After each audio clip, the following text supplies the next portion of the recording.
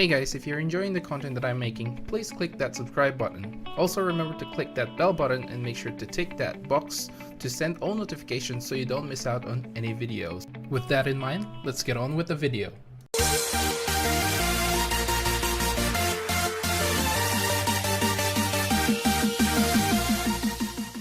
What's up guys, welcome to Monchkinz Gaming, where we take your gaming to the next level. This is Monchkinz logging in to bring you another Dissidia Final Fantasy Opera Omnia video. And in this video we're going to be talking about the first part of the lost chapters. Basically this is going to be another 3-episode video which we will cover SQUALL, Vanille, and Setzer's lost chapters. But in this video we're going to be concentrating on SQUALLs. Basically this is part 10 and the hard mode of that fight.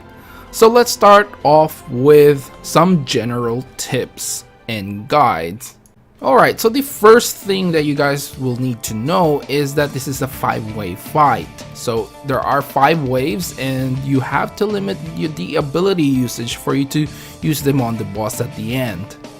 And of course, bringing support characters, bring characters that have good synergy with your team. Taking another SQUALL will obviously make your DPS much better since he is one of the boosted characters in this particular fight. And obviously bringing boosted characters, well, the other ones such as Tifa and Zidane will greatly increase your chance of beating this fight since they have boosted stats. Other characters that you can bring is Vincent, which has his Beast Flare, which is strong against behemoths, and the Live War ability can help other characters like Lightning. But if you don't have these other characters that I mentioned, you can try bringing in high DPS characters for breaking their braves. So Papalimo is also an option because of his Astral Fire and you get that extra damage. Aiko is good for healing and is a very good brave battery. And now that Aerith is out, you can also bring her because she does heal up your party as well as give you that extra brave. Now the last thing that I want to cover is obviously the summon. For this particular fight, I do recommend bringing Ifrit along, and especially if you have him leveled up. At this point, really the idea is to bring your strongest summon.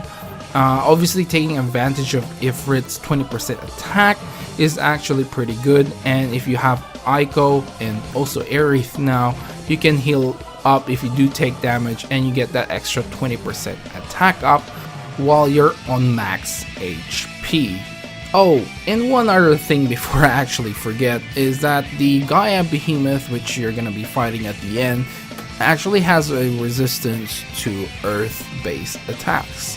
So on the top of my head, I do believe there is only Ishtola that uses earth-based attacks, but I can be wrong. There could be some other ones that I haven't really played around with. But try to avoid using earth-based damage because the Gaia Behemoth is resistant to that. Well, I think that's all I can give you guys as for the tips and general guide. Let's go through this fight wave by wave. Alright, for the first wave we have 2 Goblin Mages and 1 Red Bat. This is pretty easy. I normally aim for the bat first because I hate it if they manage to pull off their flap ability, but in most cases you probably want to take down the goblin first. It's just my personal preference, it doesn't have to be in any order, but you will have to deal with like the shell with the goblin mages, and as you guys can see they can use their strike as well, which is their melee HP attack, and that can be pretty annoying. But other than that, this wave is pretty easy and we'll go through the second wave. Okay, the second wave you will have to deal with a blue flan and another goblin mage, and again this is pretty easy. As long as you have like a magic based character, you can deal with the flan not too bad. But if you don't bring anything, make sure to take that down ASAP. Basically what you want to do is break the goblin and get enough brave for you to be able to 2-hit or 1-hit the flan, and other than that it should be easy peasy. And let's go to wave 3. Okay, for the third wave we're gonna be taking down the behemoth. Now it is level 75, so it does have a ton of HP. You can get away with not using any of your abilities here. There's definitely enough, like you got like 3 characters with high attacks, and if you go with what I suggested, like if you brought Zidane, Squall, and Tifa, you will definitely be able to break the behemoth without even breaking a sweat. Now you do have to be careful that it does full, when it regenerates its HP, you might be taking an HP attack with like a heave or something like that. So you just have to be careful with that. The only reason I brought Aiko here was just for the safety reasons. When I first initially cleared this, I actually didn't own Aiko, so I had to get a support Aiko, and that was pretty rare back then. This was the only one that I managed to clear without using Aiko, and I feel like out of the 3 anyway, and they are quite difficult if you don't bring Aiko along. Especially now with Aiko's 35 CP weapon out, this fight is a lot easier, so just something to think about. But anyway, the behemoth is weak against fire, so you can take advantage of Papalimo as well, and obviously Vincent with his beast flare. But like I said, you can definitely take this down without using much of your abilities. And now we move on to the 4th wave, which is just like 3 mage goblins. Enough said, let's go to the final wave. Okay, so we finally made it to wave 5, where you have to beat 2 level 65 Gaia behemoths. I have covered Gaia behemoths, I do believe, in one of the character events. Was it a Gaia behemoth in one of the character events prior?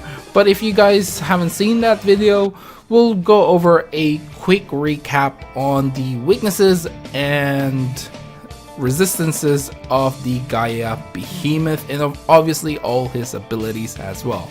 So quick refresher, as for weaknesses, like I said, it is weak to fire, and for resistances it is resistant to earth-based attacks.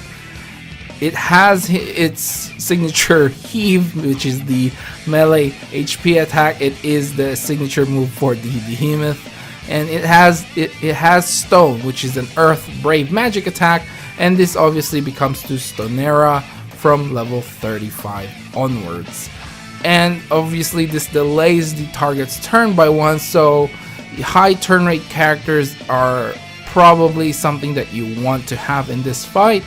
And the signature move for the Gaia behemoth itself is the Earth Shaker.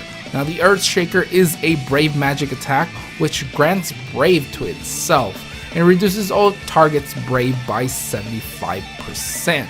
And it does have flare as well, which is a brave magic attack.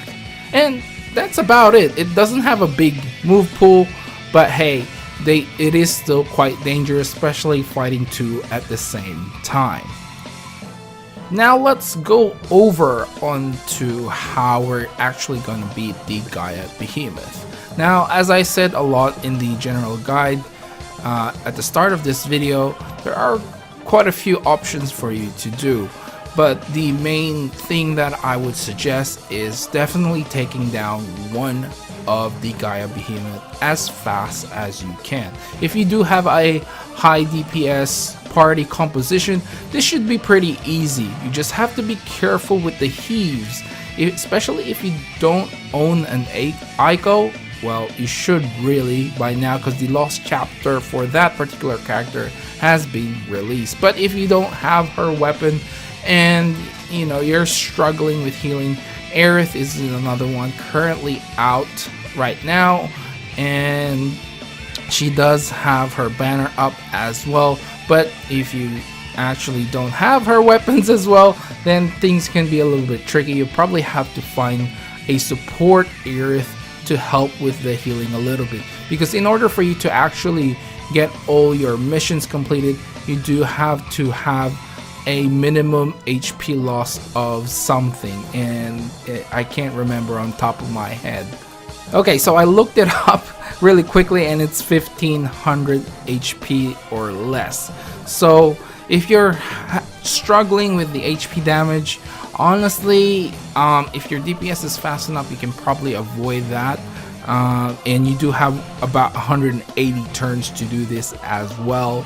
So just take your time, be careful, and I think you'll be able to beat this one. This is probably the easiest one out of the three, and I'm gonna be trying to editing those videos today as well. One last thing to note though is if you do see the behemoths going for a ult attack, that is an indication of them going to be using the Earthshaker ability. So if you see that, make sure to use up all your brave on your HP attacks in order for you to avoid getting avoid getting the Gaia Behemoth in a position where they have a lot of brave, and that means they can one-shot you. So that is the only thing, and I think that is the main thing that you have to look out for. If you see that all attack, it's going to be Earthshaker. The Gaia Behemoth does not use Lightning Lash, so you don't have to, you know, to be worried about getting hit by Lightning Slash, because it does not exist in their move pool. And I think that's it for this video, guys. Remember to click like, subscribe, and share this video if you find it helpful at all. As always, I'd like to hear from you guys. Which party composition did you rock with in order for you to beat this particular fight? Also, follow me on Twitter and on Facebook at Monchkinz Gaming. This is Monchkinz logging off, and I'll see you guys in the next level.